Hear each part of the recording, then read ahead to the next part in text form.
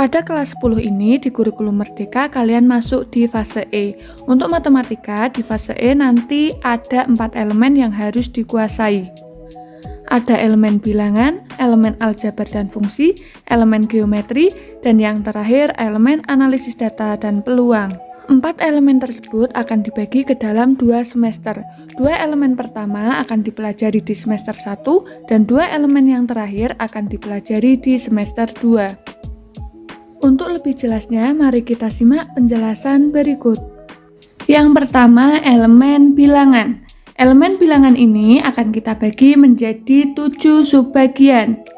Bagian yang pertama ada eksponen, kemudian bentuk akar, logaritma, barisan dan deret aritmatika, barisan dan deret geometri, deret geometri tak hingga, dan yang terakhir aplikasi barisan dan deret. Untuk aplikasi barisan dan deret yang akan kita bahas ada bunga tunggal, bunga majemuk, anuitas, kemudian pertumbuhan dan peluruhan. Pada elemen bilangan ini nanti kita akan ada 2 asesmen. Asesmen yang pertama akan dilakukan ketika kita sudah membahas 3 materi pertama. Kemudian asesmen yang kedua akan dilaksanakan setelah kita membahas 4 materi yang terakhir. Gambaran 2 asesmen yang akan dilaksanakan pada elemen bilangan seperti yang tampak pada layar.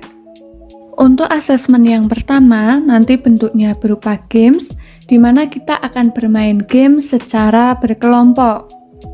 Untuk asesmen yang kedua nanti bentuknya berupa tugas proyek, dan tugas proyek ini juga akan dilaksanakan secara berkelompok.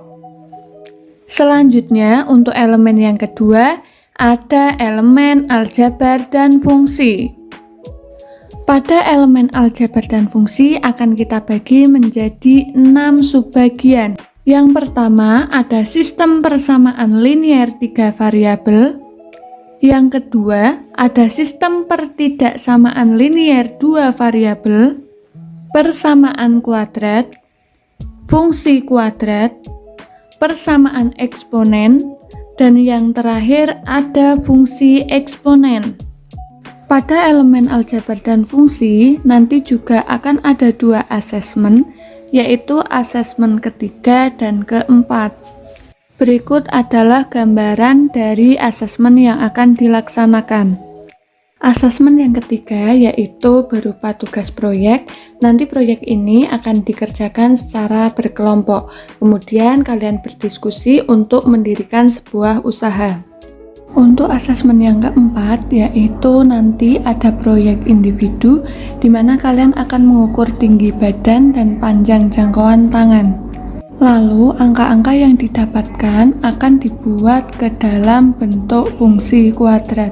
Itulah cakupan materi beserta asesmen yang akan kita pelajari selama 1 semester ke depan. Semoga bermanfaat. Silahkan bisa cari sumber referensi dari berbagai sumber, boleh dari internet, buku, maupun sumber lain yang relevan.